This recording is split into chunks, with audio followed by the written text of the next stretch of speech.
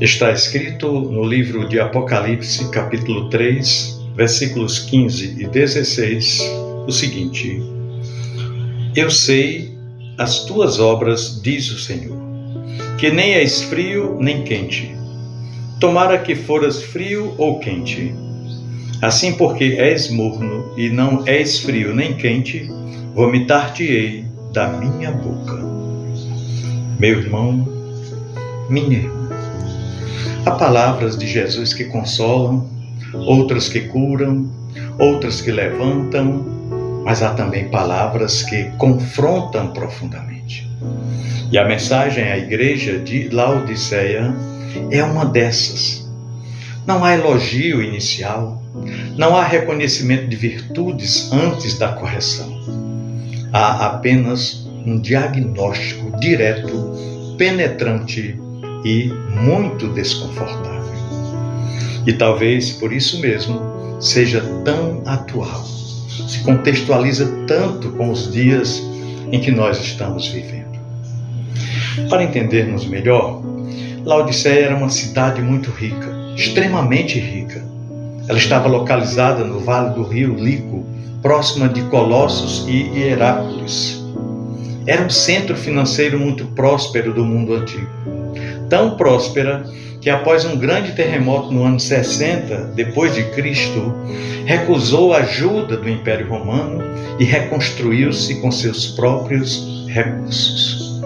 Orgulho financeiro, autossuficiência econômica. Além disso, Laodiceia era muito famosa por sua indústria têxtil, especialmente por uma lã negra de alta qualidade, que exportava para o mundo antigo. Também era conhecida por sua escola de medicina, que produzia um famoso colírio para os olhos.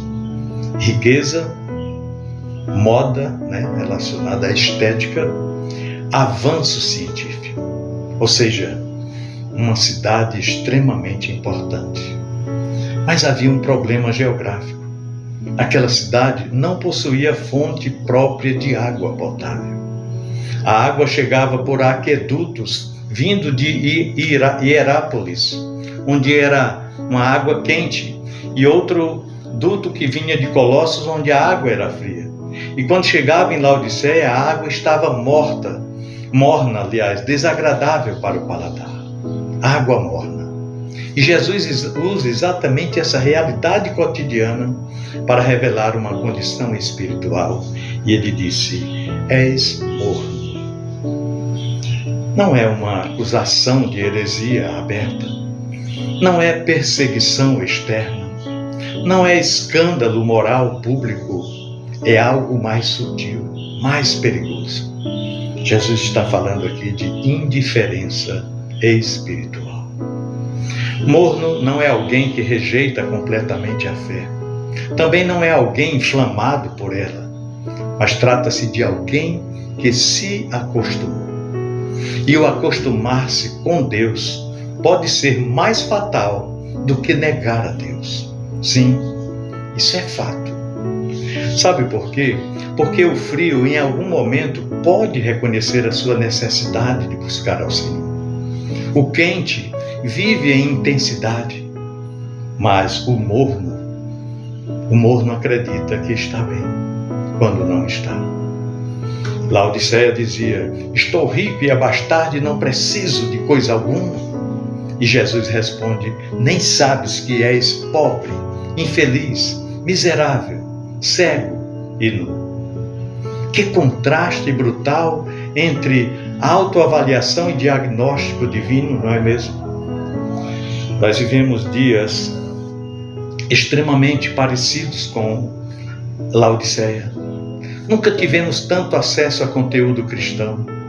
Nunca houve tantas igrejas, tantas pregações online, tantos livros, tantos recursos para nos aprofundarmos no conhecimento e na fé em Deus.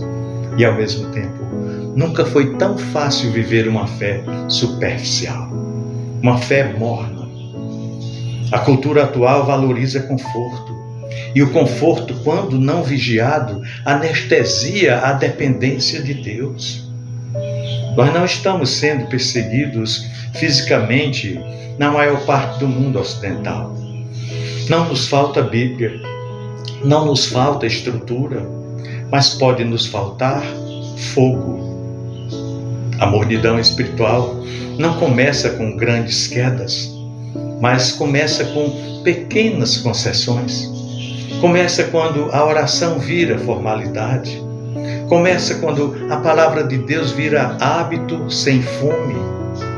Começa quando a adoração vira rotina sem rendição a Deus. Aí a pessoa está se tornando morna espiritualmente. É possível cantar sobre rendição sem estar rendido.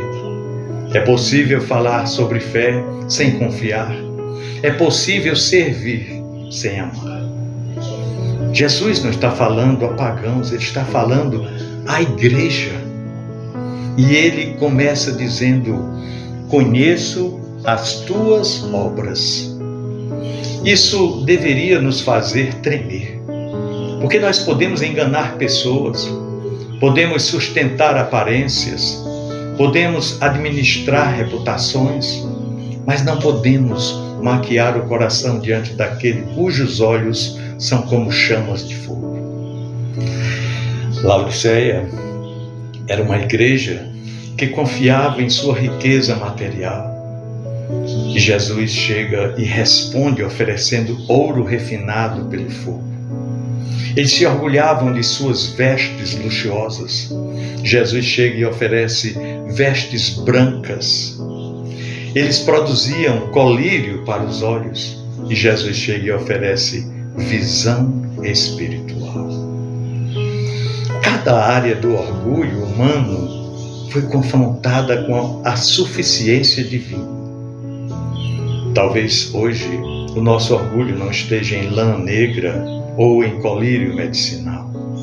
Talvez esteja em estabilidade financeira, em carreira profissional consolidada, em ministério estruturado, em influência digital, em agenda cheia. Mas a pergunta permanece: estamos espiritualmente vivos ou apenas funcionando?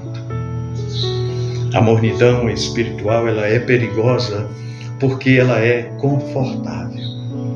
Ela não incomoda, ela não gera escândalo, ela não cria ruptura externa, ela apenas esfria lentamente, sem que a pessoa perceba. É como a água que não está fria o suficiente para despertar, nem quente o suficiente para purificar, apenas morna. E Jesus usa uma expressão muito forte. Ele diz: estou a ponto de vomitar-te. Isso não revela rejeição definitiva, mas um alerta urgente. É linguagem que revela repulsa diante da indiferença espiritual. Você pode me perguntar, mas por quê? Porque a mornidão distorce o testemunho.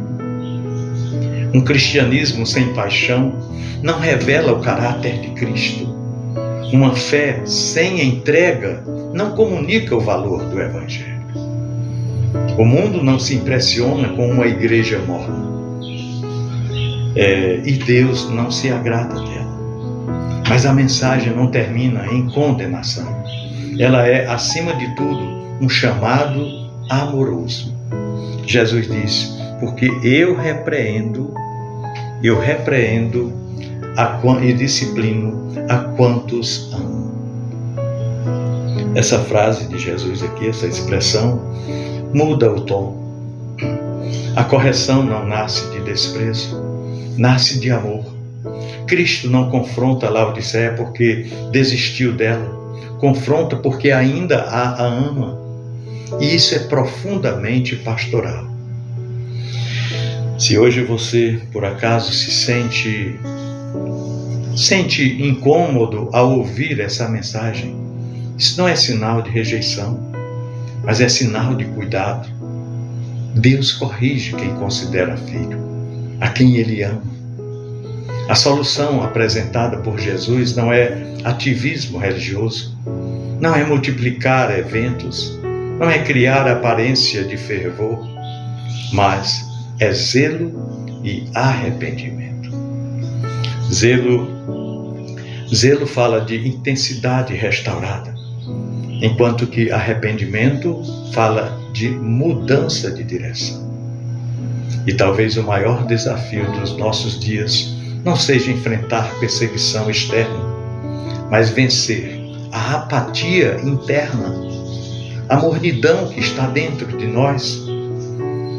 Isso porque nesses dias tão agitados e corridos nós nos encontramos ocupados demais, distraídos demais, cansados demais, e pouco a pouco a chama vai diminuir. Não se perde o fogo de uma vez só, não. Perde-se em pequenas negligências, a conta-gotas, em prioridades invertidas, em orações adiadas, em decisões tomadas sem consultar ao Senhor. E então vem uma das imagens mais conhecidas dessa carta. Jesus diz no versículo 20: eis que estou à porta e bato. Que cena impressionante, não é mesmo? Cristo do lado de fora da igreja. Não é o mundo que está excluindo Jesus, mas o texto é muito claro. É a própria igreja que o deixou do lado de fora. Jesus não arromba a porta, mas ele bate suavemente. Ele revela respeito à liberdade humana. Ele revela paciência divina. Ele revela graça insistente. Talvez hoje Jesus não esteja batendo na porta de prédios, mas na porta de corações. Corações muito ocupados. Corações muito saturados de informações. Corações cheios de compromissos. E o texto diz claramente: se alguém ouvir a minha voz e abrir a porta, entrarei. Não é convite coletivo apenas, é pessoal. Ele diz: se alguém. Em meio à condição geral da igreja, há espaço para a resposta individual. E você pode decidir abrir. E a promessa é intimidade. Ele diz que se alguém abrir a porta, ele entrará, e ele diz: cearei com ele e ele comigo. Na cultura oriental daquela época, cear juntos era sinal de comunhão profunda, de reconciliação, de amizade restaurada. Cristo não oferece apenas correção, ele oferece mesa. Ele não oferece apenas diagnóstico, ele oferece presença. Laodiceia achava que não precisava de nada, mas Jesus chegou e delicadamente mostrou que Laodiceia precisava dele. E nós, os cristãos de hoje, talvez não digamos verbalmente: não preciso de coisa alguma, como Laodiceia dizia, mas as nossas atitudes, a nossa postura pode estar dizendo isso. A nossa falta de tempo para Deus pode estar dizendo isso. A nossa autossuficiência prática pode estar declarando independência silenciosa de Deus. O problema não é ter recursos. O problema é confiar neles mais do que em Deus. O problema não é prosperar. O problema é permitir que a prosperidade apague a dependência de Deus que havia em nós. Laodiceia era rica, mas ela era rica por fora e por dentro se encontrava pobre. E essa é uma das maiores tragédias espirituais possíveis nos nossos dias. Nós vivemos dias em que a imagem vale muito, a aparência importa muito, a projeção importa demais, mas Deus continua olhando o nosso interior.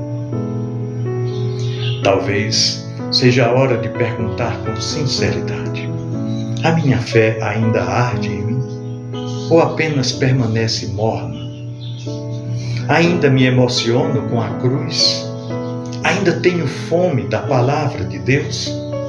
Ainda sinto peso pelo pecado que eu pratico? Ainda desejo crescer espiritualmente?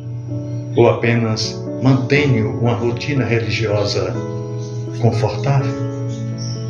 A mensagem à Laodiceia não é para nos esmagar, mas para nos despertar.